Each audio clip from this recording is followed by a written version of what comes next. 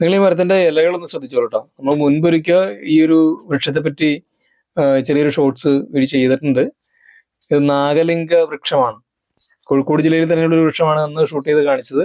ഇതും കോഴിക്കോട് ജില്ലയിൽ തന്നെ കിളിപ്പറമ്പ് ക്ഷേത്ര സന്നിധിയിൽ നിൽക്കുന്നൊരു ക്ഷേത്ര കോമ്പൗണ്ടിൽ നിൽക്കുന്നൊരു വൃക്ഷമാണിത്. വലിയൊരു മരമാണിത്. ആ മരത്തിന് യാതൊരു വിധത്തിലുള്ള കേടുപാടും വരുത്താതെ ബിൽഡിങ്ങിന്റെ സ്ട്രക്ചറിൽ ചെറിയൊരു മാറ്റം വരുത്തിയിട്ടാണ് അവർ ചെയ്തിട്ടുള്ളത്. അതിനെ വൃക്ഷത്തിനെ നന്നായിട്ട് തന്നെ സംരക്ഷിച്ച് നിർത്തിയിട്ടുണ്ട്. ഈ വൃക്ഷത്തിന്റെ ഒരു പ്രത്യേകത നിങ്ങൾക്കറിയും. ഇത് പോണ്ടിച്ചേരിയുടെ ഔദ്യോഗിക പുഷ്പമാണ് ഇതിന്റെ ഈ നാഗലിംഗ മരത്തിന്റെ പുഷ്പം. കണ്ടില്ലേ? അതിനൊരു പ്രത്യേകതയുണ്ട്. ശരിക്കും ഒരു സർപ്പത്തിന്റെ പത്തിയുടെ ആകൃതി പോലെയൊക്കെ ഉള്ളൊരു രൂപമാണ് ആ പുഷ്പത്തിനുള്ളത്. കൂടുതൽ സൂം ചെയ്തെടുക്കാനായിട്ട് പറ്റിയിട്ടില്ല. എന്നിരുന്നാലും അതാണ് അതിന്റെ ഒരു പ്രത്യേകതയായിട്ട് പറയുന്നത്. ആളൊരു വിദേശിയാണ് കേട്ടോ. തെക്കേ അമേരിക്കയിലെ ഉഷ്ണമേഖലാ മഴക്കാടുകളിൽ നിന്നാണ് ഇതിന്റെ ഉത്ഭവമായിട്ട് പറയുന്നത്. ഒരു അലങ്കാര വൃക്ഷമാണ്. ഏകദേശം 20 മീറ്ററിലധികം വളരുന്നൊരു വൃക്ഷം കൂടിയാണിത്. നമുക്ക് എന്തായാലും ഒരു ദൈവിക വൃക്ഷമായിട്ടുള്ള ഒരു പരിഗണന കൊടുത്തുകൊണ്ട് ക്ഷേത്രങ്ങളിൽ ഇത് വളർത്തുന്നുണ്ട് കേരളത്തില്.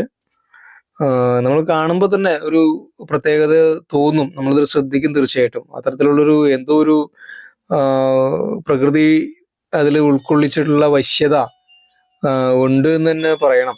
ഒരു സംശയം വേണ്ട. ഈ മരത്തിന്റെ തായ്തടിക്കൊരു പ്രത്യേകതയുണ്ട്. നമുക്ക് പെട്ടെന്ന് തന്നെ നോക്കിയാൽ ശ്രദ്ധ കിട്ടുന്ന തരത്തിലുള്ള പ്രത്യേകത. അതിൽ നിറയെ മുഴകളുണ്ടാവും. അതും വലിപ്പമുള്ള മുഴകൾ. ഇതിപ്പോ അതിന്റെ വീഡിയോയിൽ നിങ്ങൾക്ക് കാണാം. വലിയ മുഴകൾ കണ്ടോ? അതിന് നിറയെ ഉണ്ടാവും തായ്തടിയിൽ. അതോടൊപ്പം തന്നെ മറ്റു വൃക്ഷങ്ങളിൽ നിന്ന് ഇതിനെ വ്യത്യസ്തമാക്കുന്നത് അവയുടെ പൂക്കൾ ഉണ്ടാകുന്ന രീതിയാണ്. പൂക്കള് തായ്തടിയിൽ ശാഖകൾ പുറപ്പെടുന്ന ഭാഗത്തിന് താഴെ നിന്നും ഉണ്ടാകുന്ന നീണ്ട തണ്ടുണ്ട്. ആ തണ്ടിന്റെ അറ്റത്താണ് പൂക്കൾ ഉണ്ടാവുക. പിന്നെ ധാരാളം ഇലച്ചാർത്തുകൾ ഉണ്ടാവും. ഇലക്കളിപ്പ് എന്ന് പറയില്ലേ, നന്നായിട്ട് പച്ചപ്പോട് നിൽക്കുന്ന ഇലകൾ. ഇതെല്ലാമാണ് ഇതിന്റെ പ്രത്യേകത. അത് കണ്ടപ്പോൾ നിങ്ങൾക്കായിട്ടൊന്ന് കാണിച്ചു എന്ന് മാത്രം. Okay, bye bye.